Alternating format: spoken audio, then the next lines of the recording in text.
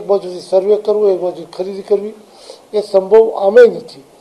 એટલે સરકાર જ્યારે ખરીદવાનો નિર્ણય કરશે, જિલ્લાઓ ફાળવેલ છે ગુજકો મહેસૂલને, એ મુજબ અમારી તૈયારી છે.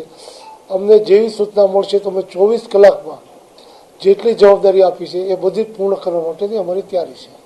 હા, એટલે મેં કીધું ને કે ગુજકો મહેસૂલને જિલ્લા ફાળવા, એટલે વર્ક ઓર્ડર કયો, ફાળવણી કયો કે કામગીરી કયો, એ જિલ્લા ફાળવા છે. પણ કાલથી કે પહેલી તારીખથી ખરીદવી એ જાણકારી નથી.